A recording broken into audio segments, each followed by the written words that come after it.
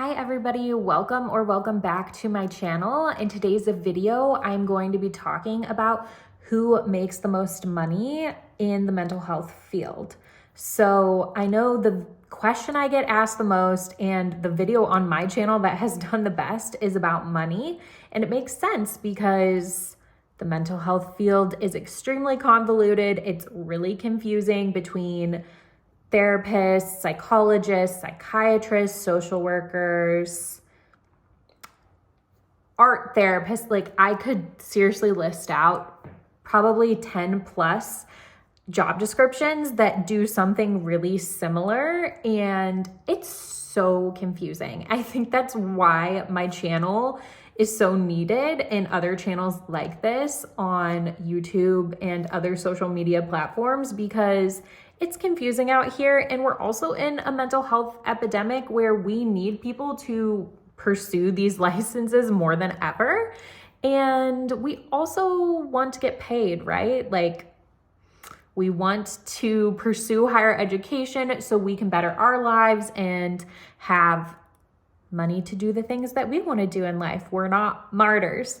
So if you are new to my channel, hi, I'm Alyssa Powers. I created this channel to teach you the things that grad school didn't so you can thrive as a mental health professional. So as I stated earlier, there are a ton of different mental health professionals that you can become and do, therapy basically. So I'm going to be talking about mental health professionals that are doing therapy. So things like psychologists, social workers, and LPCs, which is what I am. I'm a licensed professional counselor. There are, of course, other little subsets, like you can be specifically an addictions counselor, you can be a career counselor, you can be a life coach and do something similar. I'm not saying that life coaches do therapy.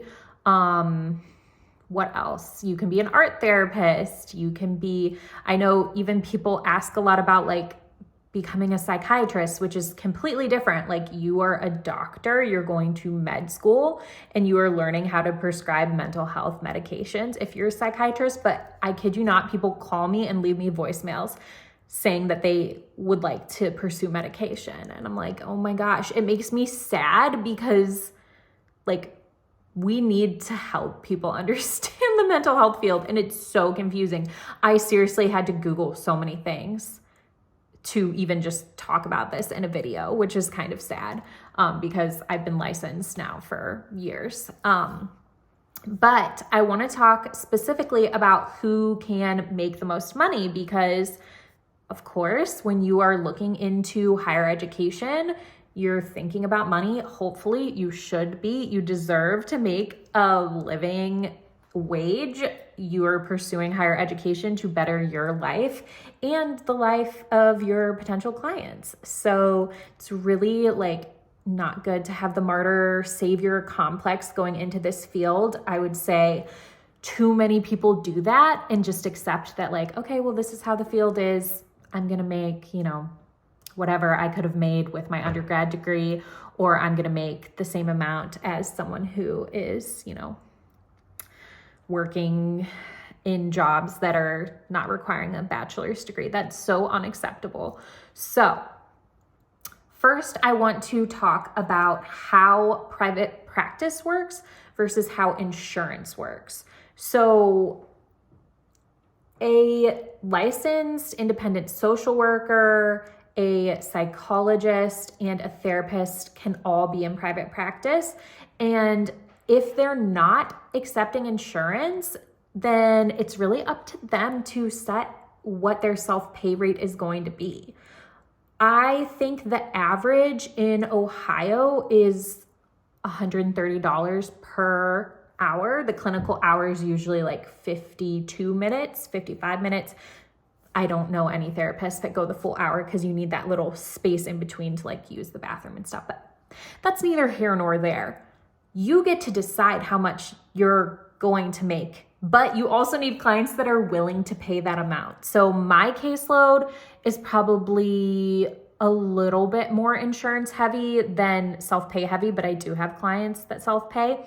And I think my self-pay rate when I was first starting out was maybe $75, and it went up from there. But also I worked at a group practice, so they were dictating my self-pay rate. I wasn't out on my own yet.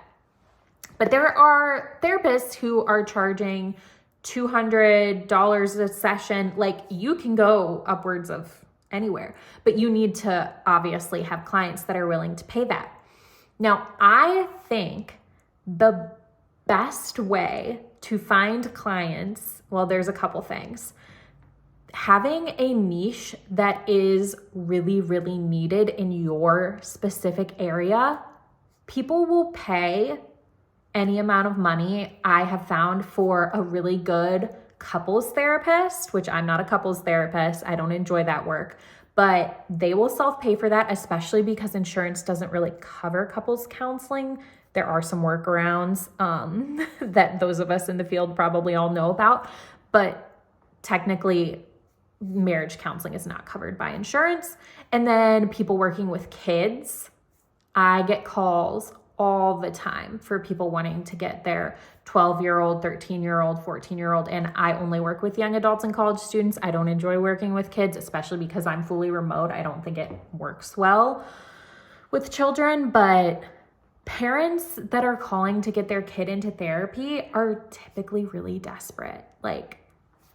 And they will pay that amount. Not that we want to take advantage of people that are desperate, but I'm just saying, if you are gifted and skilled in working with kids or working with couples, or even just any other kind of really specific group of people, you will have no issue finding people that are willing to self-pay. If you work in, I don't know, a military town or something, where there's a base, I think PTSD, trauma, working with military spouses, that kind of thing and that kind of thinking that's what you need to have, because I think there's probably not a huge difference in terms of what someone would pay for a therapist versus a psychologist. I mean, most people don't even understand the difference. But a master's level therapist, LPC, goes through maybe 2 to 3 years of schooling. And then of course you have to get your hours as well to be fully licensed. And then a psychologist is going through 5 to 7 years of school. And often, a whole bunch of student loan debt. I have heard there are a lot of grants and what are those called? Assistantships for people getting their PhD. So, I mean, that's not my experience. Dr. Marie Fang, who has a YouTube channel, has a great video about this. And she is a psychologist. And I think she has said on her channel that if she could do it again, she would just go through and get her master's, because it was such a tedious process for her. But I'd say on average, I do see that psychologists charge more, but they're just deciding to do that. I think maybe with all the schooling they go through, they have a little more confidence to charge upwards of, $150 to $200, whereas an LPC might not have that same confidence. But also, as you go through and get more trainings, more hours, just as you're more seasoned, I think that you need to raise your rates over time as a therapist. So it's up to you how much you want to make. I think people are 100% willing to pay more, whether regardless of what your license is, as long as you are highly specialized. So EMDR is another great example of this. I see a lot of people in the area charging more for EMDR sessions, because that's a highly specialized training you have to go through. You have to do consultation hours. Trust me, I know, I'm going through that process right now. And they're willing to do it, even though insurance will cover EMDR sessions when it's billed a specific way. So I'm just here to say that I don't see the point of getting your PhD to become a psychologist if you want to do talk therapy. And if you don't, if you want to do assessments, or you want to be a school psychologist, or, all the other things that opens the door for, then by all means, there are other things that a psychologist can do that a LPC, MFT kind of therapist cannot. So that's the private practice route. Now, if you are a person who takes insurance, you would be billing for the same billing code, whether you are a therapist or a psychologist or a social worker, it's going to be the same amount. So how it works with insurance, and this is like, is anything simple in our field? I don't think it is. This is so confusing, but different insurance companies have different contracted rates. So for instance, me as an example, I am only contracted with 2 insurance companies. They both pay upwards of $100 per session to me. So they pay me directly, and then sometimes a client owes like a $20 copay, a $50 copay, something like that. But it's completely dependent on the insurance company and what state you're in. Like, I can't even tell you what other insurance companies are. I think technically you're not even supposed to like really say what their rates are, but everyone talks and you kind of just figure out in your area. Like, I know there's a really big, Anthem's a really big insurance company in Ohio, and I don't accept them because they pay like $40 less than these other 2 that I do accept. So why would I fill my caseload when I'm only one person with clients with that insurance? So insurance is a whole other beast. And if you're not, going to be in private practice and you're going to be at an agency, you really don't get a say a lot of times in what clients you're taking and your contracted rate and stuff. But private practice is my experience. So I don't want to make this video too long, but hopefully this was helpful and not a complete ramble. I did get to 1,000 subscribers, and my goal was to get to 1,000 subscribers in 2023. And I did that by like, seriously, I think today's the 30th or the 29th, something like that. So yeah, under the wire, but we did it. I'm so happy, and I'm not going to be able to monetize this quite yet because I don't have enough watch time hours, but I hope that this video is helpful. I hope that if you are debating between if you want to be a therapist or you want to be a psychologist or a social worker, I hope this was a little bit helpful.